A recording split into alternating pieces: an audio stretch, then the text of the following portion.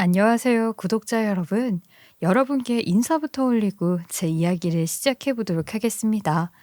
저는 서울에 살고 있는 40대 주부고요. 아이 하나를 정말 온 정성을 다해 키우고 있지만 솔직히 말을 하면 아이만 아니었음 이 집구석 벗어나고 싶다는 생각을 열대 번도 더 했던 것 같아요. 뭐가 그렇게 잘났는지 열심히 사는 저희 부모님을 항상 안이 꼽게만 바라보던 시어머니께 제대로 복수를 한 이야기를 여러분들께도 들려드릴까 싶어요. 사람을 겉으로 보여지는 모습만 보고 무시를 하다가 큰 코를 다치게 된 우리 시어머니의 이야기 지금부터 시작해 보겠습니다. 제가 자란 곳은 대전 외곽의 한 동네였어요. 이름만 들으면 시골이라고 생각할 수도 있겠지만 제게는 세상 그 어느 곳보다 소중하고 아름다운 동네였죠. 공기는 맑고 물은 투명해서 손을 담그면 바닥이 훤히 보일 정도였어요. 동네 사람들끼리만 아는 물놀이 명소도 있었는데요.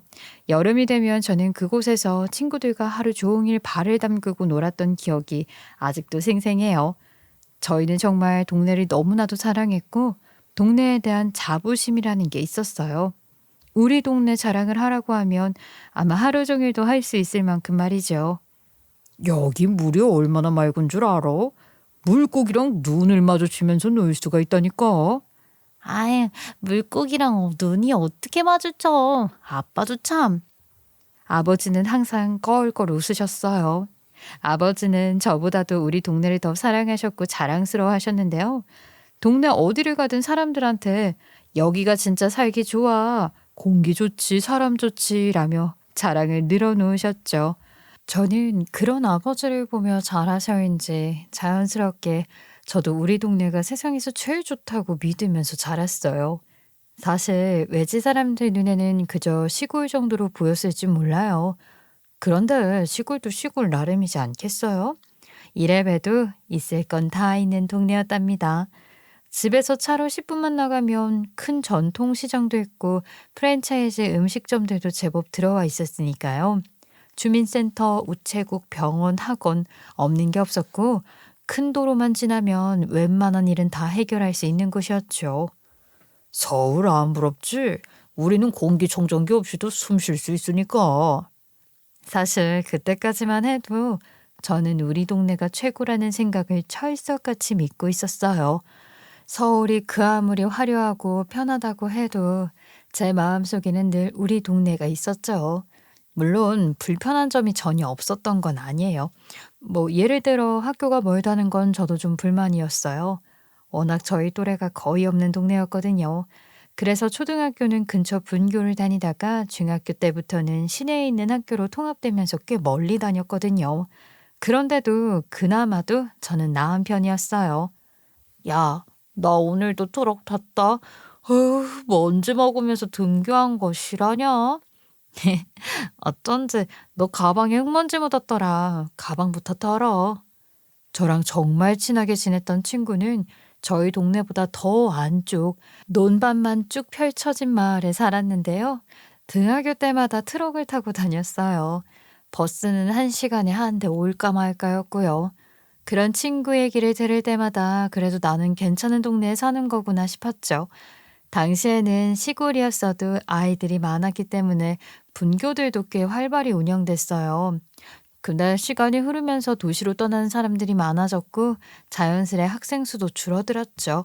그렇게 학교들이 통폐합되기 시작했고 저처럼 매일 시내로 통학하는 아이들이 많아졌습니다. 그래도 저는요, 우리 동네가 싫었던 적은 없었어요. 아니, 오히려 점점 더 소중하게 느껴졌던 것 같아요. 밖에 나가서도 늘 우리 동네 자랑을 했죠. 물론 지금 생각해보면 어쩌면 저는 그 동네를 벗어나 본 적이 없어서 그렇게 믿었던 걸지도 모르겠습니다. 우물안 개구리처럼 말이에요. 하지만 그렇다고 해서 그때의 감정이 틀렸다고 생각하진 않아요. 전 진심으로 우리 동네를 사랑했고 지금도 그 기억이 참 따뜻하게 남아있거든요. 지금은 많이 변했겠지만 저한테 여전히 그때 그 동네, 맑은 물과 바람, 그리고 아버지의 웃음소리가 함께했던 그곳이 마음속 고향으로 남아있어요. 그래서인지 저는 제가 살아온 이 고향을 떠날 마음이 전혀 없었어요. 여기서 나고 자란 제게 이 동네는 그냥 동네가 아닌 제 삶 그 자체였거든요. 그건 우리 부모님도 마찬가지셨어요. 밭을 일구고 그 농산물을 팔아서 저희 남매를 키워오셨는데요. 언제 어디서든 우리는 지금 삶이 제일 좋다고 말을 하셨었죠. 아침에 해 뜨는 거 보면서 일하고 해질 때 밥 먹는 이 평화가 최고야 하시며 만족스러워 하셨어요. 저는 그런 부모님의 태평스러움을 조금은 닮았던 것 같기도 해요. 사실 그 시골에 있으면 할 수 있는 게 없어서 자연스럽게 여유라는 것을 가지게 되거든요. 어쩌면 바쁘게 일상에 치여야 하는 서울이랑은 전혀 다른 느낌이었죠. 우리 아버지는요, 참 부지런한 분이셨는데요. 매일같이 허투루 시간을 보내시는 법이 없으셨어요. 밭일을 하시면서도 항상 이렇게 말씀하셨거든요. 나도 언젠가는 건물 하나 짓고 1층에 가게 내서 장사하면서 좀 여유롭게 살아야지. 하루에 몇 시간만 일하고 손님들하고 얘기하면서 커피도 한 잔씩 하고 말이야. 남들은 건물주가 되는 일이 쉬운 줄 아냐면서 깔깔거리고 웃기도 했지만 저는 그 말이 빈말처럼 들리지 않았어요. 우리 아버지 한 번 입 밖에 낸 말은 꼭 이루시는 분이셨거든요. 그래서 저도 원래는 굳이 서울까지 가서 대학을 다녀야겠다는 생각이 없었어요. 그냥 이 동네가 좋았고 아버지랑 같이 밭일하면서 살아도 충분히 행복할 것 같았어요. 어릴 적부터 엄마랑 함께 반찬거리 준비하고 아버지 따라 텃밭에 나가 씨 뿌리던 그 시간이 참 좋았거든요. 하지만 생각보다 제가 공부를 좀 잘했던 거 있죠? 하필 또 우리 동네가 딱 농어촌 전형으로 대학 입시에 적용되는 지역이었던 거예요. 지역마다 기준이 다르긴 했지만 전 정말 아슬아슬하게 포함됐어요. 처음에는 당연히 제가 서울에 있는 대학을 진학할 거라 생각했던 선생님들께 저는 대학 갈 마음이 없는데요 하고 말을 하자마자 담임 선생님부터 줄줄이 저를 부르기 시작하셨죠. 아우, 이런 기회 흔하지 않다. 너만 잘하면 서울도 꿈이 아니라니까. 우리도 현수막 좀 걸어보자. 선생님들께서 교무실에 부르시더니 진지하게 말씀을 하시더라고요. 그날부터 저는 서울대학 진학 기대주가 되어버렸고요. 야자도 필참, 문제집도 우선 배정, 인터넷 강의도 전폭 지원을 받기 시작했어요. 시골 학교라 그런지 교육청에서 특별 예산으로 운영하는 프로그램들이 몇 있었는데 그걸 거의 저한테 몰아주다시피 했죠. 공부는 잘하는 애한테 몰아줘야 실적이 나오는 거야. 물론 공부 잘하는 친구들이 몇 명 더 있었지만 전 늘 중심에 있었어요. 처음엔 솔직히 부담스럽기도 했어요. 아, 왜 나한테만 이러지라는 생각도 들었고요. 근데 하루는 부모님이 학교로 불려가셨어요. 교장 선생님께서 이렇게 말씀하시더라고요.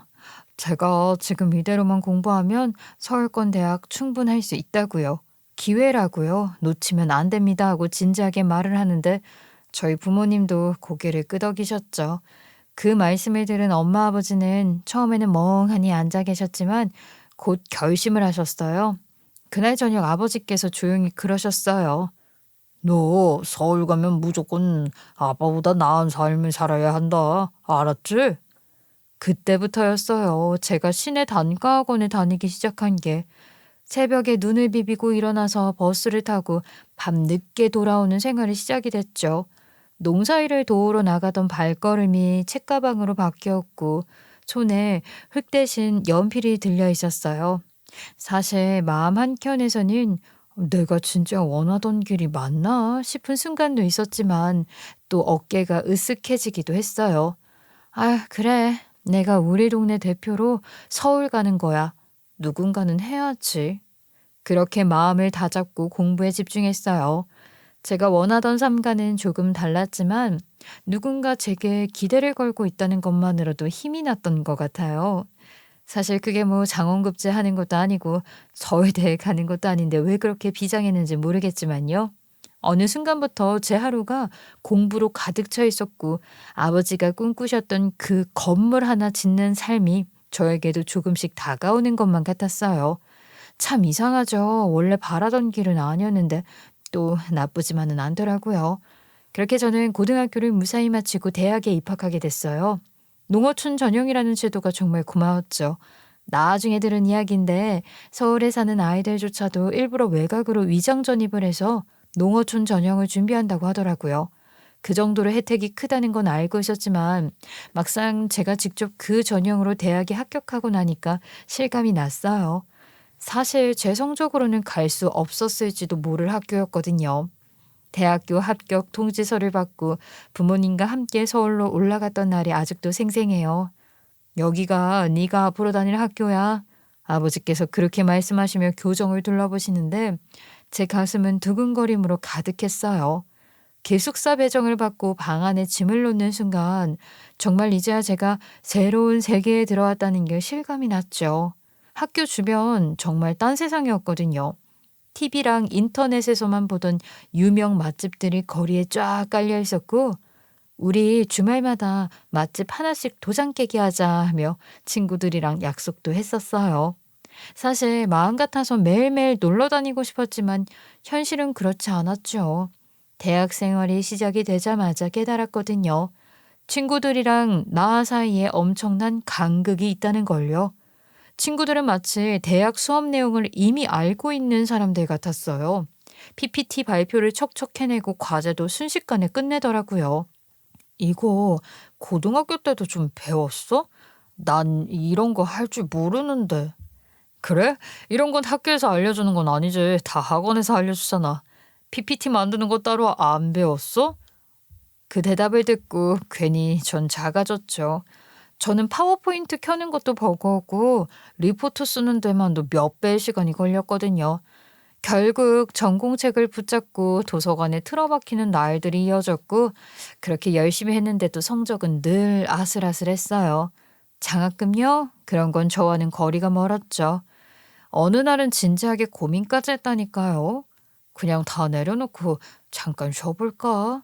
휴학을 하고 내가 정말 뭘 하고 싶은지 생각해보자는 마음도 있었고요. 하지만 생각만큼 쉬운 일은 아니었어요.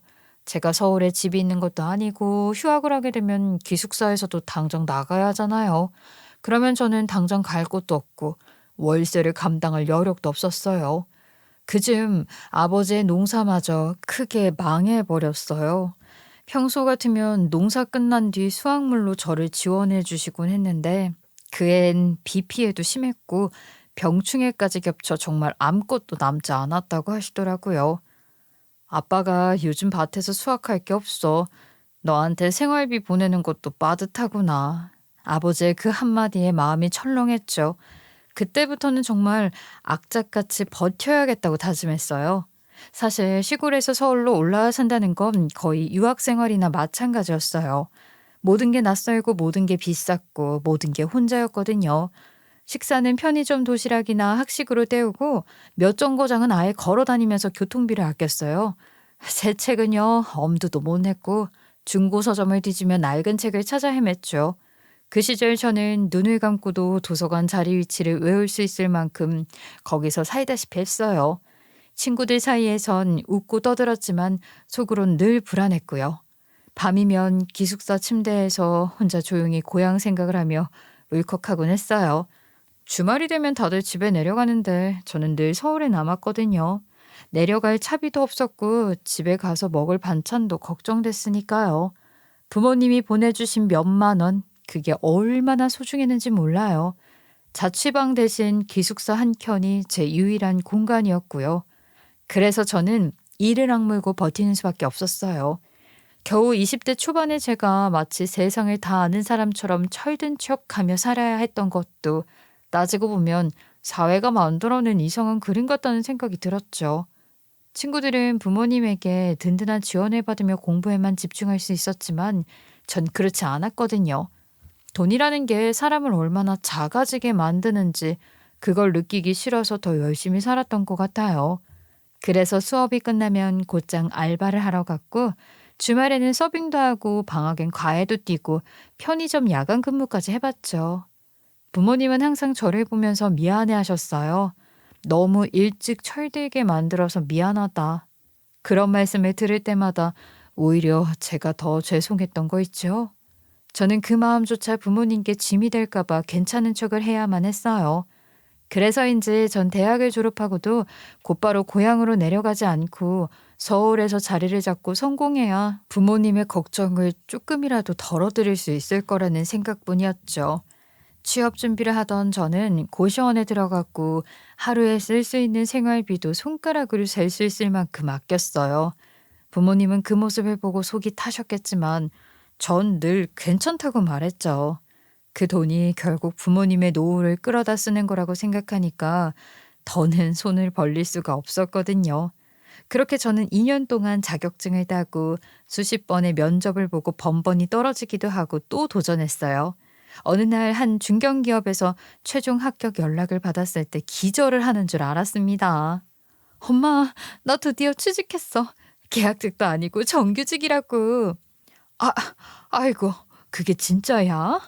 우리 딸 정말로 회사에 떡하니 취직을 한 거야? 그날 저희 둘 다 아무 말도 하지 못하고 한참을 울었어요. 그렇게 저는 본격적으로 사회인이 되었고 서울에서 진짜 서울 사람처럼 살아가기 시작했죠. 주말이 되면 저는 기차를 타고 고향에 내려갔어요. 반찬거리와 작은 선물을 들고 가면 부모님은 꼭 마당 앞에서 저를 기다리고 계셨어요. 아버지는 여전히 논밭을 둘러보며 이런저런 이야기를 하시고 엄마는 주방에서 찌개를 끓이며 제게 밥을 차려주셨어요. 그렇게 평화롭던 어느 날 제 나이 28살이 되었을 때 일이었어요. 전화 한 통이 걸려왔는데 엄마의 목소리가 떨리고 있는 게 고스란히 느껴졌죠. 엄마, 왜 그래? 무슨 일 있어? 아니, 숨이 왜 이렇게 거칠어? 예, 이를 어쩌면 좋니? 네 아빠가 말이다. 농사 짓다가 농기계에 팔이 끼었대. 지금 병원 가는 중이야.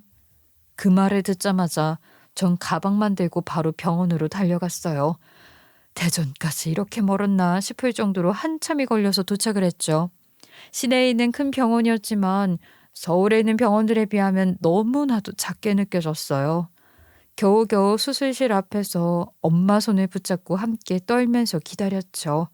몇 시간 뒤에 의사 선생님이 말없이 고개를 숙이셨고 결국 아버지의 오른쪽 팔은 절단해야 한다는 말을 들었어요. 그 사실을 알게 된 아버지는 처음엔 아무 말씀도 하지 않으셨어요. 병실 창밖만 말없이 오래도록 바라보시더라고요. 이를 어쩌냐. 아휴, 이 팔로 논밭 일구는 게 내 낙이었는데 이제 뭘 해야 하나 싶다. 그 순간 저는 참았던 눈물이 쏟아지고 말았어요. 평생을 부지런히 살아오신 분이었고 그 손으로 가족을 먹여 살리셨던 분이었는데 팔 하나가 사라졌다는 건 그저 신체 일부의 상실이 아니라 아버지의 삶 전체를 흔드는 일이었으니까요. 그날 이후 저는 아버지를 위해 더 단단해져야겠다고 마음을 먹었어요. 어쩌면 제 인생의 진짜 어른이 되는 순간은 바로 그때였는지도 모르겠어요. 아버지의 소식을 들었을 때 저는 정말로 회사를 그만두고 시골로 내려가야 하나 심각하게 고민을 했을 정도였어요. 이제 막 취직한 지 2년 차. 제 월급으로 부모님을 온전히 부양할 만큼 넉넉하지도 않았지만 그래도 제 두 손이 집안의 보탬이 된다면 당연히 내려가는 게 맞다고 생각했거든요. 부모님께서 저를 위해 평생 고생하셨으니 이제는 제가 곁을 지켜드릴 차례라고 여겼어요. 하지만 부모님이 단호하셨죠. 무슨 소리라는 거야? 아니 멍청한 소리 하지 마라. 네가 서울 올라가서 자리 잡기까지 얼마나 고생을 했는데 이제 와서 다 내려놓겠다고? 그거는 말도 안 되는 소리다. 그래도 아빠가 다쳤는데 내가 가서 일도 돕고 해야 하는 거 아니야? 자식이 여럿 있는 것도 아니면서. 네 아버지 말이 맞아. 네가 공부한다고 고생하고 응? 취직한다고 또 고생했잖아. 너는 무조건 서울에서 살아야 해. 우리처럼 시골지 말고 넌 꼭 서울지로 살아야 한다. 그 말씀을 듣는 순간 가슴이 또 뭉클했어요. 부모님의 몸은 힘들고 지쳐 계셨지만 마음만큼은 여전히 강하고 단단하셨거든요. 오히려 저를 걱정하시며 기어코 제 길을 지켜주려 하셨던 거죠. 그러던 어느 날 아버지께서 밭을 통째로 정리하셨다고 말씀을 하시더라고요. 밭을 다 팔았다고 말을 하시는데 저야말로 그 소리에 얼마나 당황스러웠는지 모르겠어요. 밭이 조금 있었던 것도 아니고 꽤 있었는데 그 많은 곳을 다 팔았다고 하니까 어안이 벙벙했죠. 아버지는 속이 후련하다는 식으로 말을 하셨고 그 떼약볕에서 엄마랑 하루 종일 일을 하는 것도 지겹다고 이제는 그만하고 싶다고 말을 하셨거든요. 저는 믿기지 않았어요. 밭은 아버지의 전부라고 생각했으니까요. 아버지, 그러면 앞으로 뭐 하실 건데요? 조심스럽게 여쭤보니까 아버지는 잠시 창밖을 보시더니 입가에 미소를 지으셨어요. 이제라도 내 꿈을 찾아야지. 사람은 늦었다고 생각할 때가 제일 빠른 거라잖냐. 그 말이 진심인지 아니면 저를 안심시키려는 말씀인지 헷갈렸지만 아버지는 꽤 괜찮은 값에 밭을 모두 정리하셨어요. 전 속으로 이제 이 돈으로 노후자금을 마련하시겠구나라고 생각했죠. 근데 며칠 뒤에 아버지께서 전화로 이렇게 충격 발표를 하나 하셨습니다. 건물을 하나 샀다고 하시는 게 아니겠어요? 전 화들짝 놀랐죠. 아니, 노후자금으로 쓰기에도 넉넉한 돈은 아니라고 생각을 했는데 무슨 건물을 사셨다는 건지 이해가 되질 않았거든요. 아버지는 약간 자랑스러운 말투로 주말에 시간이 되면 고향에 들러서 직접 보라고 말을 하셨어요. 사진으로는 설명하기 어렵다고 하시면서요. 그 말을 듣고 저는 혼자 또 중얼거렸죠. 아니, 아버지가 건물을 샀다고? 하면서요. 아니, 뭐 어디 농가에 있는 창고 같은 걸 사고 건물을 샀다고 하시는 건가? 반신반의한 채로 그 주말 바로 고향으로 내려갔는데요. 아버지가 산 건물을 본 순간 입이 떡 벌어졌어요. 아, 아버지, 이게 진짜 그 건물이에요? 아니, 제가 생각한 거랑 너무 다른데요? 건물이 다 똑같은 건물이지. 나도 이제 건물주다 이거야. 제가 본 건물은 깔끔한 상가나 빌딩이 아니라 세월의 흔적이 가득한 낡은 모텔 건물이었거든요. 건물 외벽은 여기저기 색이 발해 있었고 간판은 반쯤 떨어져 나간 채로 덜렁 매달려 있었어요. 입구에는 잡초가 무성하게 자라 발을 들여놓기도 망설여질 정도였죠. 속으로는 아니, 아버지 사기당하신 거 아니야? 라는 말이 목구멍까지 차올랐지만 차마 입 밖으로 꺼낼 순 없었어요. 부모님이 또 속상해 하실까 봐서요. 근데 신기하게도 그 낙디 낡은 모텔 건물을 산 후 아버지는 눈에 띄게 활력을 되찾으셨어요. 이제부터 엄마랑 둘이서 하나씩 고쳐볼 생각이라면서요. 못 하나 받고 벽 하나 바꾸고 하나씩 하나씩 하면 된다고 희망차게 이야기를 하시더라고요. 엄마는 걱정스러운 눈빛으로 아버지를 바라보셨지만 곧 따라 웃으셨고요. 당신 팔도 불편한데 무슨 리모델링을 한다고 그래. 에이, 내가 못하면 임자가 옆에서 도와주면 되지. 내가 멈추면은 진짜 늙는 거야. 그 말에 엄마는 결국 한숨을 쉬면서도 장갑을 끼셨고 두 분은 꼬박 1년 8개월 동안 모텔을 손수 리모델링 하셨어요. 벽지는 엄마가 직접 바르고 전등도 하나씩 갈아 끼우셨죠. 배수관 공사는 동네 배관공 아저씨가 도와주셨고 지붕을 고칠 땐 이웃 어르신들이 사다리를 들고 와주셨어요. 오늘은 타일을 붙였다. 여기에는 본드칠을 하면 안 된다. 생각보다 잘 된다, 안 된다. 아주 마을 사람들끼리 똘똘 뭉쳐서 건물 리모델링에 힘을 쏟으셨다고 하시더라고요. 시멘트 가루가 날리는 현장에서 엄마는 마스크도 없이 땀을 뻘뻘 흘리며 일하셨고 아버지는 팔 한쪽이 불편한 와중에도 끈질기게 못을 박고 타일을 붙이셨어요. 하나 고치고 나니까 또 고치고 싶어지더라. 땀을 흘리니까 살아있는 기분까지 들어. 그렇게 말씀하시는 아버지 얼굴은 오랜만에 환하게 빛났어요. 전 그 모습을 보며 마음속으로 생각했죠. 아, 이 낡은 건물이 우리 가족에게 다시 희망이 되는구나. 동네 아주머니들은 김밥을 싸오셔서 점심을 함께 나눠주셨고 아버지가 못 박는 소리가 들리면 아이들은 구경 와서 멋지다고 소리를 쳤어요. 엄마는 커튼천을 사다가 직접 바느질해서 창틀에 달아두셨고 저는 주말마다 내려가 페인트 칠을 도왔어요. 하루하루 달라지는 건물의 모습을 보면서 저도 모르게 가슴이 뿌듯해졌죠. 리모델링이 끝날 즈음엔 마을 사람들 모두가 함께 만든 공간처럼 느껴졌어요. 작은 변화들이 모여 결국은 하나의 새 건물이 되었고 아버지의 손길이 닿은 곳마다 정성과 희망이 묻어 있었거든요.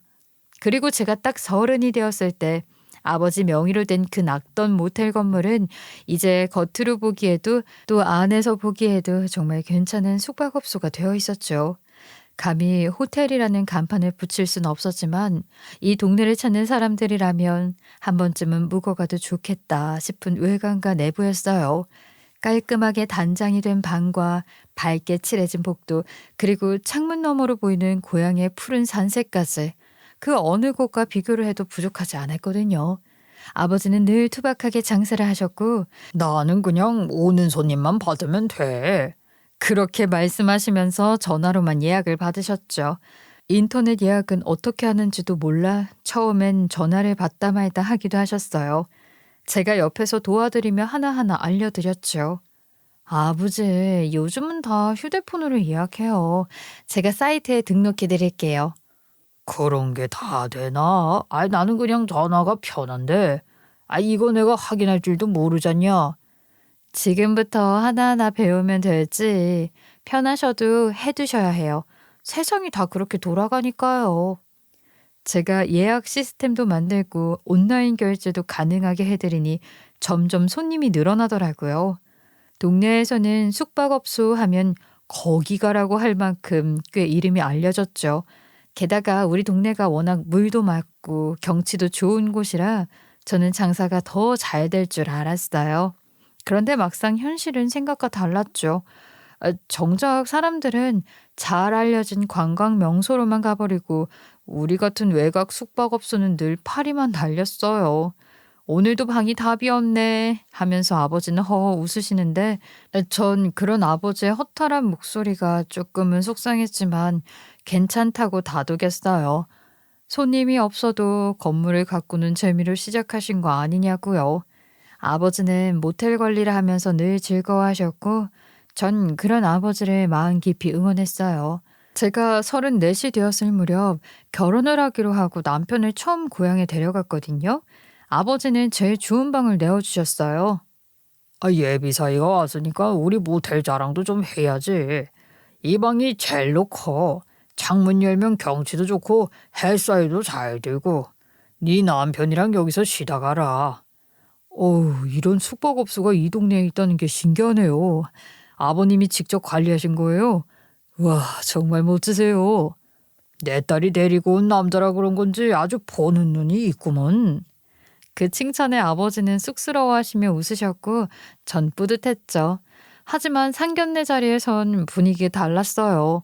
시어머니께서 그 사실을 못마땅해 하셨거든요. 호텔도 아니고 모텔이라고? 되묻는 시어머니의 목소리는 꽤 날카로웠죠. 입가에 비꼬는 듯한 미소가 스쳤고 순간 제 얼굴이 굳어졌어요. 속으론 막말로 내가 호텔 사장 딸이었으면 남편이랑 결혼이나 했을까? 라는 생각이 들었죠. 그 생각이 드니까 저도 지고 싶지가 않더라고요. 어머니, 모텔이라고 해도 저희 아버지께서 직접 일구신 거예요. 다른 건 몰라도 정직하게 성실하게 살아오신 분입니다. 그 자리는 끝내 냉랭한 기운이 돌았지만 저는 끝까지 부모님을 지키고 싶었어요. 결혼 준비를 하던 중에 사실 저는 이미 임신을 한 상태였거든요. 혼수 대신 가장 소중한 생명을 부모님께 보여드린 셈이죠. 그런데 시어머니는 또 한마디 불쑥 내뱉으셨어요. 숙박업소 딸이라 그런가 애도 일찍 만들어 왔네 라고 말을 하는데 어머나, 그 순간 저는 심장이 철렁 내려앉았어요. 그 말은 제 아이를 향한 말이 아니라 곧 제 부모님을 향한 모욕으로 들렸거든요. 속에서는 분노가 치밀어 올라 결국 터져나왔죠. 아니, 그게 무슨 말씀이세요? 제 아이를 욕하시는 건 결국 제 부모님을 욕하시는 거랑 똑같잖아요. 저 이 결혼 못하겠습니다. 저는 그 자리를 박차고 나갔고 남편은 저를 따라 나왔어요. 그리고는 몇 날 며칠을 제 앞에서 잘못했다고 빌었습니다. 결혼을 하고 나면 이런 모욕적인 말 절대로 못 듣게 하겠다면서 자기를 한 번만 믿어달라고 애걸복걸 하더라고요. 남편의 그 간절한 눈빛과 떨리는 목소리에 전 결국 무너져 내렸어요. 그렇게 울고불고 한 끝에 결혼식은 예정대로 치러졌죠. 하지만 그날 이후로 저는 결심했어요. 우리 부모님을 누구보다 자랑스럽게 여기며 살아가겠다고. 누가 뭐라 하든 제 뿌리와 제 가족을 깎아내리는 말에는 절대 물러서지 않겠다고요. 그 이후로도 시어머니께서는 저에게 참 많은 상처를 주셨어요. 숙박업소 딸이라는 거 어디 가서 괜히 말하지 마라. 남들 눈에 쪽팔리다. 이렇게 말하실 때마다 속이 부글부글 끓었죠. 부모님을 욕보이는 말을 듣는다는 건 제 존재 자체를 부정하는 것 같았으니까요. 물론 저도 가만히 있지는 않았어요. 남편에게 바로 가서 일렀거든요. 그러면 남편은 시어머니에게 바로 전화를 해서 난리를 쳤고요. 겨우 결혼한 아들 이혼시키고 싶은 거냐고 윽박을 지르면 시어머니는 아무런 말도 하지 못하셨어요. 그러한 일들로 저는 시댁과 사이가 좋을 리가 없었죠. 그런데도 시댁에서는 본인들의 잘못은 돌아보지도 않고 동네 사람들에게 며느리가 아주 못돼 처먹었다라며 험담을 하고 다니셨어요. 저를 향한 그 말들이 바람결에 들려올 때마다 억장이 무너졌죠. 남편 역시 그런 상황이 불편했던 것 같아요. 혹시라도 제가 이혼이라는 말을 꺼낼까봐 두려워하는 눈빛이었죠. 그래서인지 명절이면 잠깐이라도 아이 데리고 얼굴만 비추자며 아주 잠깐 들렀다가 나오는 것 말고는 시댁에 가자는 소리를 잘 꺼내지 않았어요. 시간이 흐르면서 시어머니와 저의 사이는 점점 더 깊은 골이 생겼고 다시는 메워질 수 없을 정도가 되었어요. 그렇다고 제 삶이 멈춰선 건 아니었죠. 물론 우리 아버지의 모텔은 여전히 장사가 잘 되지 않았습니다. 동네에서는 참 멋진 숙박업소라는 칭찬이 자자했지만 정작 관광객이 없는데 어떻게 장사가 잘 되겠어요. 고향은 늘 고요했고 모텔은 한산했죠. 그런데 죽으라는 법은 없더군요. 제 나이 40이 되었을 때였어요. 아버지께서 전화를 하셔서는 들뜬 목소리로 말씀하시더라고요. 야, 아빠가 우리 손주한테 용돈을 좀 보내주마. 네? 아버지 갑자기 웬 용돈이세요? 아유, 이거 말이다. 네가 깜짝 놀라리는데 말이야. 엄청 유명한 그 유튜버인가 뭔가 그 사람이 우리 동네를 소개했어. 그 뒤로는 예약이 아주 빗발친다 빗발쳐. 한철 장사 아니겠냐 그랬는데 어머 세상에 그 한 사람의 영상을 시작으로 다른 사람들의 영상이 줄줄이 올라왔어요. 이 동네 공기도 너무 좋고 물도 맑아서 아이들이 놀기 좋다고 숨은 물놀이 포인트가 많다. 이런 말들이 퍼지면서 너도 나도 찾아오기 시작했고 아버지의 모텔 예약은 끊임없이 들어왔고 아버지는 매일 신이 나서 전화를 하셨어요. 그렇게 1년 정도는 정말 정신없이 잘 되었죠. 동네 사람들도 덩달아 좋아졌고 부모님은 젊은 날 못 누린 활기를 그때야 다시 찾은 것 같으셨어요. 물론 시간이 지나니 조금 잠잠해지긴 했지만 그래도 부모님 얼굴에 환한 웃음이 가시지 않았던 게 전 가장 기뻤습니다. 저는 사실 그 유튜브를 잘 보지 않아서 우리 동네가 그렇게까지 핫플레이스가 된 줄은 잘 몰랐어요. 근데 정말 한때는 예약을 잡기가 힘들 정도로 손님들이 빗발쳤다더라고요. 그래도 1-2년쯤 시간이 더 지나니까 올 사람만 오는 그런 일정한 관광 명소로 자리를 잡았죠. 저는 그마저도 별로 관심은 없었어요. 어차피 제겐 그저 익숙한 고향일 뿐이었으니까요. 그런데 제가 여기 진짜로 관광지가 됐구나 하고 느낀 건 의외의 순간이었어요. 어느 날 시어머니께서 불쑥 그러시는 거예요. 거기 그 대전에 요즘 뜨고 있는 동네 말이다. 거기 네 고향 아니니? 우리 교회 사람들이랑 이번에 여행을 가기로 했는데 거기로 간다더라. 네? 교회 사람들이랑 거기에 가서 뭘 하시려고요? 겨울인데 볼 것도 없고 할 것도 없잖아요. 겨울 성경 캠프라고 2박 3일 수련회처럼 가는 거야. 교인들이 거기가 좋다고 해서 막 박바구겨서 결정한 거다. 전 속으로 보통 교회 수련회면 수련원 같은 데로 가는 거 아닌가 싶었지만 교회를 다니지 않으니 잘 몰랐죠? 근데 시어머니는 은근슬쩍 저를 찌르셨어요. 네 고향이라면서? 거기 뭐 없니? 전 그 순간 아, 또 무슨 콩고물을 원하시려나 싶었죠. 못 잡아먹어 안달이면서도 이럴 때는 꼭 저를 이용하려 하시더라고요. 전 아무 소리도 하지 않고선 시어머니의 표정을 살피고 있었는데 제가 멀뚱멀뚱 있으니까 본인이 답답했는지 결국 속내를 털어놓으시더라고요. 예, 네 친정 부모님 모텔 있잖니. 거기서 숙식을 좀 해결하면 어떻겠니? 내가 이번에 건사직에 올랐는데 교회 사람들 데려가면 그 정도는 해줘야 체면이 서잖니. 역시나 숙박을 좀 어떻게든 해보자는 속셈이셨죠. 아이 뭐 물놀이 명소가 유명한 동네라고 소문이 나서 겨울에는 관광객이 없을 정도로 한산하긴 했어요. 저도 시어머니께서 그렇게까지 이야기를 하시는데 평소 살갑게 굴었던 것도 아니고 이번 기회에 뭐 점수나 조금 따볼까 싶어서 부모님께 연락을 드렸죠. 단체야? 사람이 많으면 관리가 힘들긴 하지. 그래도 우리가 쓰레기만 잘 정리해달라고 말씀을 드리면 한 번쯤은 공짜로 해드려도 되지 않겠냐? 그래서 저도 시댁이랑 사이가 나쁘긴 하지만 한 번쯤은 생색을 낼 기회가 되겠다 싶어 그렇게 배려를 해드렸죠. 그런데 웬걸 난리가 났습니다. 쓰레기를 정리하기는커녕 숙박을 하고 난 뒤에는 사람을 불러 대청소를 새로 해야 할 만큼 아주 엉망진창을 만들어 놓고 가셨더라고요. 결국 남편과 저는 죄송하다며 청소업체를 불러서 그 비용을 전부 드렸어요. 저는 분노가 치밀어 올라서 시어머니께 따졌죠. 아니 어떻게 방을 쓰레기장으로 만들어 놓고 갈 수가 있냐고. 오히려 손해봤다고 하니까 시어머니는 변명도 안 하시고 그랬니? 하고 전화를 뚝 끊으시더라고요. 아주 열이 뻗쳐서 내가 두 번 다시는 그런 도움을 드리나 보자 하고 결심을 했었네요. 그러고 나서 몇 달 뒤 여름이 다가왔을 때였어요. 시어머니께서 또 전화를 하신 겁니다. 지난번에 겨울에 가보니까 거기 계곡도 있던데 여름 성경학교도 거기서 하기로 했다. 내가 교회에 아주 적극적으로다가 추천을 했지. 단체로 교회에 가서 니네 거기 동네 상권도 살려주고 하면 얼마나 좋니? 너도 그렇게 생각하지 않니? 그리고 모텔도 있으니까 서로 좋은 거지 않니? 아, 어머니, 저희 모텔은 찾아올 생각도 하지 마세요. 맨날 모텔집 며느리라고 욕하시던 분이 왜 이럴 때만 찾으세요? 제가 아주 단호박으로 그렇게 말하니 시어머니는 씩씩대더니 그 뒤로는 연락을 하지 않으셨어요.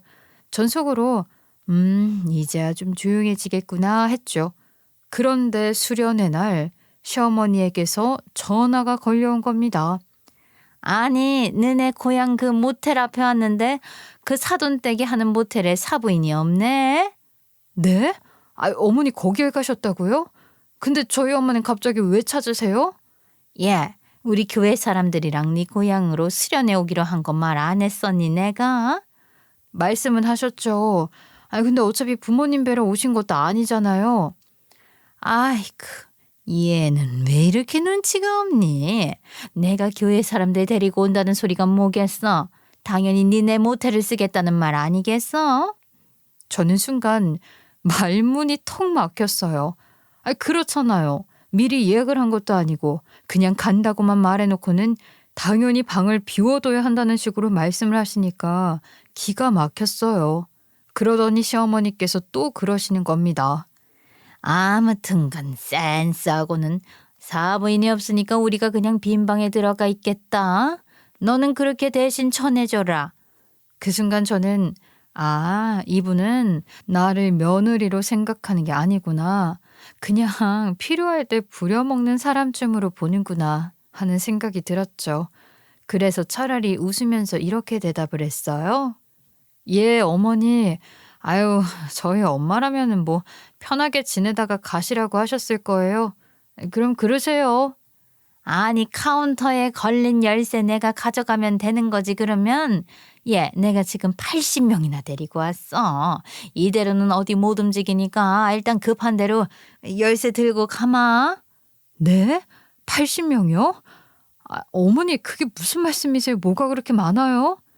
2인 1실로 쓰면 딱 좋을 것 같은데 방 키가 20개 남짓밖에 없네. 그러면 4명씩 방을 써야 하는데 친구는 어떻게 하니? 그 예비 이불 같은 거 없니? 저는 속으로 도대체 우리 집을 뭘로 하시는 거지? 라는 생각이 들더라고요. 교회 수련회를 준비한다면서 사전에 연락 한 번 없이 무작정 들이닥쳐서 방을 내놓으라고 요구하는 태도가 정말 기가 막히지 않습니까? 평소에 저와 사이가 좋기라도 했다면 차라리 이해라도 하겠지만 그간 저에 대해 흉만 보고 다니시던 분이잖아요. 근데 이런 부탁을 한다는 게 더 어이가 없었죠. 어머니, 저희 모텔을 무슨 수련원쯤으로 생각하시는 거예요? 아이, 거기 그런 데 아니에요. 아무리 그래도 갑자기 오셔서는. 얘는 왜 이렇게 눈치가 없니? 내가 80명이나 데리고 왔는데 당연히 방을 내어준 게 도리 아니냐? 저는 그 순간 복수심이 불타올랐습니다. 평소에 나를 그렇게 무시하고 부모님까지 욕보이더니 이제 와서는 내 고향 우리 집을 찾으시네. 참, 어디 한번 마음대로 해보시라지 하는 심정이었죠. 그러면서 속으로는 피식 웃음이 났어요. 사실요, 그때는 이미 그 모텔이 더 이상 우리 부모님의 소유가 아니었거든요. 생각해보면 제 시어머니는 늘 저를 곤란하게 만들었어요. 교회 사람들 앞에서도 친척들 앞에서도 제 흉을 보고 다니시면서 며느리가 정숙하지 못하다, 속상하다 하시는 바람에 제 얼굴이 화끈거렸던 게 한두 번이 아니었거든요. 제가 둘째 갖고 싶다고 남편과 여러 번 시도를 했을 때도 마찬가지였는데요. 첫째를 낳고 맞벌이로 바쁘게 살다 보니 자연스럽게 둘째가 잘 생기지 않았어요. 근데 그걸 두고 시어머니가 이렇게 말하고 다니시는 겁니다. 저 애가 사고를 쳐서 결혼을 했잖아. 하나님이 노하셔서 둘째는 안 주시는 거야? 정말 기독교인이라면 입 밖에 내서는 안 될 말들을 아무렇지 않게 하고 다니시는 거예요. 그런 억울한 소리를 들을 때마다 저는 이를 악물며 참을 수밖에 없었습니다. 그래서 제게 시어머니는 늘 밉상이었고 잘해주고 싶은 마음이 단 한 번도 생기지 않는 분이었죠. 그런데 이번엔 아예 80명을 몰고 와서 우리 부모님의 모텔을 무슨 무료 수련원처럼 쓰려고 하셨던 거잖아요. 저는 차라리 통쾌하기까지 했어요. 어디 한번 원하시는 대로 해보시라. 곧 아시게 되겠지. 아까 마저 하던 얘기를 좀 이어서 하자면 부모님께서 모텔을 접으신 이유가 10년 넘게 모텔을 가꾸고 리모델링도 직접 하시면서 애정을 쏟으셨잖아요. 근데 세월은 누구에게나 공평하게 흐르는 법이죠. 숙박업소라는 게 손님이 다녀가면 곧바로 청소를 하고 침구도 싹 다 갈아야 하는데 그 일을 두 분이서 감당하기에는 점점 벅차졌던 거예요. 처음에는 손님이 별로 없어 즐겁게 운영하실 수 있었어요. 아버지께서는 오늘은 방 하나라도 차니 기분이 좋다 하시며 만족하셨고 엄마도 청소하는 게 운동이지 하시면서 꿋꿋하게 버티셨거든요. 근데 동네가 알려지고 손님이 늘어나면서 상황이 달라졌어요.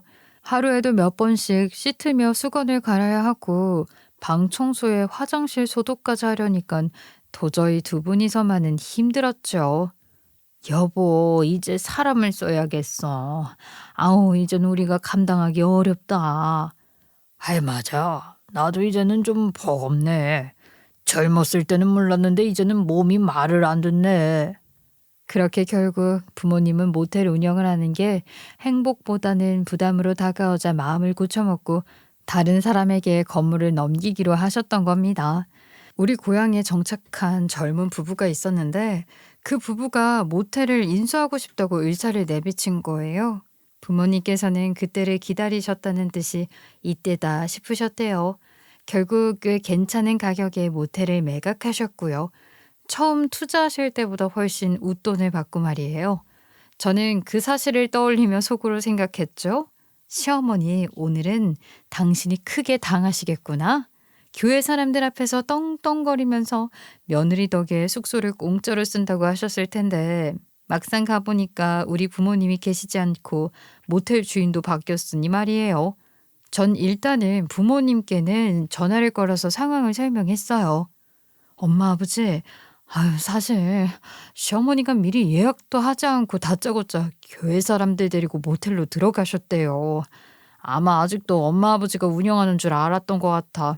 돈 달라고 할까 봐 일부러 예약도 안 하고 그러고 간 거야. 아니, 그런 민폐가 어딨니? 아이, 우리가 이제 그 모텔 주인도 아니라는 걸 왜 몰라? 결국 새 모텔 주인과 연락이 닿았고 제가 사정을 이야기했어요. 다행히 젊은 부부라서 말이 좀 잘 통하더라고요. 저희의 사정을 어느 정도는 이해를 해주는 것 같아서 저도 조금은 편안하게 이런저런 부탁을 드릴 수 있었죠. 어떤 부탁이냐고요? 저야말로 이를 갈고 있었던 그 모텔집 딸년의 복수를 할 수 있게 되었다 이 말입니다. 그러면 저희가 어떻게 처리하면 될까요? 손님들이 교회에서 오신 거라면 당연히 회비를 걷었을 거고 그럼 숙박비도 낼 수 있는 상황일 텐데요. 사실 돈이 문제가 아니에요. 시어머니가 교회 사람들 앞에서 늘 저랑 제 부모님을 무시하셨거든요. 이번에는 제대로 망신을 좀 당하셨으면 좋겠어요. 아, 네. 좋습니다. 그럼 제대로 쓴맛을 보여드리죠. 웃긴 건 바로 경찰을 부른 게 아니었다는 거예요. 새 주인인 부부는 일부러 하루를 기다렸어요. 시어머니와 교회 사람들이 1박을 마친 다음날 아침에 경찰을 부른 거죠. 이유는 단 하나였습니다. 시어머니가 그날 밤에 교회 사람들 앞에서 너무 당당하게 말하고 다니셨기 때문이에요. 우리 며느리 친정집이 여기거든. 사실상 우리가 주인이나 마찬가지지. 다 내 덕이지. 우리 며느리 덕이 이렇게 공짜로 숙박을 할 수 있는 거야. 그렇게 사람들 앞에서 목청껏 자랑을 하고 다니셨대요. 새 주인 부부는 그 모든 걸 듣고 일부러 아침까지 기다린 거였고요. 경찰이 들이닥친 순간 교회 사람들의 얼굴은 모두 얼어붙었다고 했습니다. 시어머니는 그제야 얼굴이 하얗게 질리셨고요. 평소에 저랑 제 부모님 흉보고 뭐 정숙하지 못하다느니 사고를 쳤다느니 하면서 저를 부끄럽게 만들던 시어머니가 이번에는 본인이 모든 사람들 앞에서 개망신을 당하게 된 거예요. 저는 그 얘기를 듣는 순간 속이 다 시원해졌어요. 물론 제 성격에 통쾌함을 드러내진 않았지만 속으로 이게 인과응보다 싶었죠. 교회 사람들은 아침부터 성경 공부를 한다고 삼삼오오 모여 이동하려는 참이었는데 그들 앞에 경찰차 몇 대가 서더니 경찰들이 한무더기 나타난 거예요. 그 옆에는 새 모텔 주인 부부도 함께 있었고요. 분위기는 순식간에 얼어붙었대요. 저는 전날에 밤새 잠을 설쳐서 동이 트자마자 차를 몰고 고향으로 향했거든요. 남편은 얼굴이 새하얗게 질려서는 옆에서 머리를 박박 긁으며 어쩔 줄 몰라 하더라고요. 현장에 도착하니 시어머니는 이미 경찰과 실랑이를 벌이고 있었고 목소리를 높여 언성을 버럭버럭 지르시더라고요. 그에 맞서 새 주인은 굳은 얼굴로 경찰에게 상황을 설명하고 있었고요. 경찰관님, 이분이 어제 무단으로 방 열쇠를 들고 들어가서는 숙소를 멋대로 사용했습니다. 명백한 무전취식이고 영업방해입니다. 저희는 정식으로 고발하겠습니다. 아니, 이 사람이 지금 뭔 소리를 하는 거야? 당신이 뭔데 우리를 고발한다는 거야? 어? 여기는 내 며느리 친정집이 운영하는 숙소고 나는 사부인 자격으로 쓴 거다 이 말이야. 근데 무슨 무전취식이야? 저는 그 소리를 듣는 순간 피식 웃음이 나왔죠. 설사 그 모텔이 여전히 저희 부모님 소유였다 하더라도 시어머니의 그 뻔뻔스러운 논리는 어이가 없었죠. 무단으로 점거를 해놓고선 나는 그럴 자격이 있다고 큰 소리를 치는 모습은 정말 말 그대로 적반하장이었어요. 말씀드리지 않습니까? 이 모텔은 이미 주인이 바뀌었습니다. 지금 이분들이 정식 건물 소유주라고요. 이거 다 짜고 치는 거 아니야? 나 연맥이려고 이러는 거잖아. 어디 우리 며느리 불러와봐. 내가 탁 따져 물을 테니까. 네, 어머님이 찾던 며느리 왔습니다. 근데 어머님, 여기서 뭐 하세요? 말씀드렸다시피 여긴 이미 주인이 바뀌었어요. 너 어제 분명히 네 친정 부모님이 뭐 잘 쉬다 가라고 했다 그랬다면서. 그 말은 뭐야? 어? 여기가 진짜로 사돈 모텔 아니야? 어머님이 저희 고향에 가신다고 하길래 엄마가 편히 쉬다 가시라고 전해달라고 하셨던 거예요. 제가 그 말 그대로 전해드린 건데요. 순간 시어머니 얼굴이 굳어지면서 벙찐 표정이 되었죠. 지금도 그 장면을 사진으로 남겨두지 못한 게 천추의 아니에요. 시어머니께서 매번 뻔뻔하게 나오시니까 저도 뭐 뻔뻔함으로 응수를 했더니 어쩔 줄 몰라 하는데 이게 바로 복수구나 싶더라니까요. 그때 새 모텔 주인이 서류 봉투에서 도장을 찍은 건물 등기문서를 꺼내서 시어머니 앞으로 내밀었어요. 아유, 여기 보십시오. 이 건물은 이제 저희 소유입니다. 불법 무전 취식, 영업방해 그리고 손해배상 청구까지 전부 대상이 된다는 사실 분명히 말씀드립니다. 주위에 있던 교회 사람들의 시선은 차갑게 시어머니에게 꽂혔고 경찰의 눈빛도 더 이상 뭐 장난이 아니었어요. 그 순간만큼은 세상 당당하던 시어머니도 말문이 막히셨던 건지 입술만 파르르 떨며 아무 말도 못하셨죠. 그 말이 떨어지자마자 시어머니가 제 옆구리를 쿡쿡 찌르셨어요. 야, 네가 말 좀 잘 좀 해봐라. 그래도 네 고향 사람들이잖니. 아니 내가 체면이 뭐가 되니. 이대로 창피만 당하면 어떡하니. 어머님, 아니 저분들은 사실 우리 고향 토박이가 아니세요. 타지에 정착하신 분들이라 저희 말이라고 해서 뭐 무조건 들어주실지도 모르겠네요. 순간 시어머니의 얼굴이 딱 굳는 게 보였죠. 그 와중에도 새 주인은 마치 미리 준비라도 한 듯 교회 사람들 앞에서 당당히 선언을 하더군요. 저희 모텔에는 CCTV가 설치돼 있습니다. 어젯밤 여러분이 무단으로 들어와서 방 쓰신 모든 기록도 남아 있고요. 게다가 방마다 흔적이 그대로 남아 있어요. 이거 증거는 충분합니다. 그 말을 듣자 교회 사람들 얼굴이 순식간에 경악으로 물들었어요. 여기저기서 수군대는 소리가 들렸고 몇몇은 얼굴을 붉히며 시선을 피했죠. 그때 경찰도 한마디 얹었어요. 교회에서 모인 사람들이 이러시면 되겠습니까? 무전 취식이 명백합니다 하고요. 숙박비 내셔야죠 하면서 말이에요. 그 말이 어찌나 얄밉고 통쾌하던지 경찰까지 딱 제 편을 들어주니 더할 나위 없이 좋았죠. 그 순간 교인들 중에 가장 목소리가 크고 지도자처럼 보이는 사람이 시어머니를 향해 목청을 높였어요. 아니, 김 권사님, 그 숙소는 무조건 해결할 수 있다고 큰소리 치셨잖아요. 그래서 우리가 일부러 여기까지 온 거 아닙니까? 버스 대절비만 해도 얼마가 들었는데 숙박비는 어떻게 하실 겁니까? 교인들한테 회비를 더 거둘 수도 없고 교회에서 지원금이 나오는 것도 아닌데 권사님이 알아서 하셔야죠. 아니 이 많은 돈을 내가 어떻게 다 물어내요. 여러분이 조금씩이라도 더 내주셔야죠. 시어머니는 애타게 교인들을 향해 손을 내저으며 호소를 했지만 돌아온 대답은 차가웠습니다. 교회 사람들의 원망 섞인 시선이 한꺼번에 시어머니에게 쏠리자 시어머니의 얼굴은 금세 사색이 되었고요. 땀방울이 이마를 타고 흘러내리는 게 멀리서도 보였죠. 아유, 우리는 처음부터 숙박비 내는 줄 알았으면 안 왔을 겁니다. 건사님이 책임지신다고 하지 않으셨어요? 맞아요. 아니 숙박비 비싼 거 다 알잖아요. 우린 돈 못 냅니다. 아니 누가 여기 시골까지 온다고? 교인들은 하나같이 모르쇠로 일관하며 고개를 절레절레 흔들었고요. 시어머니 혼자 모든 화살을 맞는 꼴이 된 거였죠. 아유, 숙박비 정도야 사실 중요하지가 않습니다. 이미 저희는 영업방해를 당했습니다. 저희 허락 없이 무단으로 들어와서 영업을 방해하고 시설을 사용했으니까 저희는 예정대로 무전 취식이랑 영업방해로 정식 고소를 할 겁니다. 손해배상 청구도 할 거고요. 아이고, 제발 한 번만 봐주세요. 예? 제가 정말로 사돈이 운영하는 줄 알고 그런 겁니다.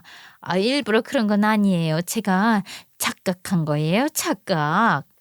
그 말이 떨어지자 시어머니는 이제야 상황이 심각하다는 걸 깨달은 듯 얼굴빛이 더더욱 창백해졌고 그 자리에서 갑자기 무릎을 꿇더니 애원을 하기 시작했어요. 무릎을 꿇은 시어머니의 모습에 교인들 사이에서는 다시 웅성거림이 일어났고요. 그동안 교회에서 당당하게 목소리를 높이던 권사가 이렇게 망신을 당하는 장면을 직접 보게 될 줄은 아무도 몰랐던 거죠. 새 주인은 팔짱을 낀 채 시어머니를 내려다보며 냉정하게 말했어요. 저는 한 가지가 더 궁금해요. 대체 며느리라는 분을 뭘로 보셨길래 사돈댁이면 이런 무례를 저질러도 괜찮다고 생각하신 겁니까? 그 말에 시선이 일제히 시어머니에게 쏠렸죠. 아까까지만 해도 웅성거리던 교인들도 그 순간만큼은 입을 꾹 다물며 아무 말도 하지 않았어요. 시어머니의 숨소리만 크게 들릴 정도로 그 자리는 정적에 휩싸였거든요. 전 그 장면을 보면서 마음 한구석이 시원하기도 하고 한편으로는 씁쓸하기도 했습니다. 늘 저와 제 부모님을 무시하고 욕보이던 시어머니가 결국 본인의 입으로 본인을 망신시킨 꼴이었으니까요. 그래서 결국에는 어떻게 됐냐고요? 네, 결론부터 말씀드리자면 결국 숙박비를 결제하는 걸로 마무리가 됐어요. 새 모텔 주인은 저에게 따로 다가와서 정식 고소까지 들어갈까요? 하고 조심스럽게 물어왔지만 저는 고개를 저었죠. 아니에요, 사장님. 고소까지는 하지 말아주세요. 저희 집안 문제로까지 번지면 저도 남편도 감당하기가 너무 힘들어져서요. 마음이야 정식 고소하라고 하고 싶었지만 솔직히 말하면 시어머니가 정식으로 고소를 당해버리면 저와 남편까지 한동안은 평온할 날이 없을 게 뻔했거든요. 신문에까지 이름이 오르내리거나 동네에 소문이라도 나면 저희도 감당하기 힘든 상처를 입게 될 테니까요. 그래서 고소는 피하는 쪽을 택했어요. 결국 시어머니는 본인이 몰래 모아두었던 비상금을 탈탈 털어서 1박 숙박비 약 120만 원 정도를 결제했습니다. 카드를 긁는 순간 얼굴이 새하얗게 질리던 모습은 지금도 잊히지가 않아요. 그렇게 해서 사건은 마무리가 되었지만 후폭풍은 좀 생각보다 길고 깊게 이어졌어요. 시어머니는 그 사건 이후에 교회의 발길을 끊으셨어요. 내가 이렇게 모욕을 당할 줄 몰랐다. 어? 교인들이 어떻게 나 몰라라 할 수가 있냐? 아니 이게 무슨 신앙 공동체야? 분개를 하시면서 주위 사람들에게 불평을 늘어놓으셨지만 냉정하게 말하자면 우리 시어머니가 원래 교회 안에서도 그렇게 좋은 평판을 얻으신 분은 아니었어요. 몇몇 교인들은 뒷말을 서슴지 않았다고 하더군요. 잘난 척만 하더니 권사님 때문에 우리가 무전 취식범이 될 뻔했다부터 시작해서 교회 이름에 먹칠할 뻔했다. 권사님이 책임지셔야 하는 거 아니냐까지. 결국 시어머니는 교회 내에서도 사람들과 크게 다투고 오랫동안 다니던 교회에서조차 자리를 잃게 되신 거죠. 그분의 뻔뻔함과 독선이 부메랑처럼 돌아와 버린 셈이었죠. 물론 법적인 문제는 결국 고소로 이어지진 않았지만 경찰 기록에는 분명 남았어요. 경범죄 수준이긴 했어도 무전취식이랑 영업방해건으로 조사가 이뤄졌거든요. 그 일로 시어머니는 몇 달 동안 집 밖에 나가지 못할 정도로 체면을 구기셨고 사건이 일단락된 뒤 남편은 제 앞에서 눈물까지 글썽이며 제 손을 붙잡았어요. 여보, 제발 우리 엄마 좀 용서해주면 안 되겠어? 앞으로는 당신 알기를 하늘같이 알도록 내가 엄마한테 꼭 말할게. 내가 정말 부탁할게. 내가 그동안 너한테 한 말들 다 미안다. 이번에 내가 잘못했어. 다시는 그런 일 없을 거야. 하지만 저는 그 사과를 받아들이진 않았어요. 겉으로는 고개만 끄덕였지만 속으로는 생각했죠. 이미 수없이 무너진 신뢰가 단 한마디 미안하다는 말로 회복되지는 않는다는 것은 누구나 아는 이야기잖아요. 그 후로 시어머니와 저 사이에는 여전히 벽이 남아있어요. 명절에 겨우 얼굴만 비추고 짧게 인사만 나누는 사이가 된 거죠. 남편이 중간에서 아무리 애를 써도 서로를 향한 불편함과 불신은 쉽게 사라지지 않았습니다. 오히려 저는 이런 거리감이 마음 편하더군요. 억지로 가까워지려다 또 상처를 입느니 차라리 평생 이렇게 일정한 거리를 두고 지내는 게 낫다 싶었어요. 그 모습이 안쓰럽냐고요? 글쎄요. 저는 솔직히 말해 안쓰럽다기보다는 이게 다 자업자득이다라는 생각이 더 크게 들어요. 본인이 뿌린 씨앗을 본인이 거둔 결과니까요. 시간이 흘러 지금 저는 제 인생을 제 나름대로 잘 꾸려가고 있습니다. 남편과 아이와 함께 살아가면서도 고향을 잊지 않고 종종 부모님을 찾아뵙죠. 부모님은 모텔을 정리한 뒤로 한결 가벼워지셨고 소박하게 밭 한두 마지기를 가꾸면서 여유로운 노년을 보내고 계세요. 여유가 생기니 저희에게도 그 여유를 나눠주고 싶어 하시고요. 아직은 서울에 살면서 아이를 키우며 열심히 살아가야 할 날이 더 많긴 하지만 저도 언젠가는 남편과 단둘이 고향에 내려가 부모님이 맞이하는 여유를 즐겨보고 싶다는 생각도 듭니다. 제 이야기 어떠셨나요? 재미있게 들어주셨다면 참 기분 좋을 것 같습니다. 여전히 오늘을 살아가는 우리들의 인생을 다시 한번 뒤돌아보며 제 사연은 여기서 마치도록 하겠습니다. 감사합니다.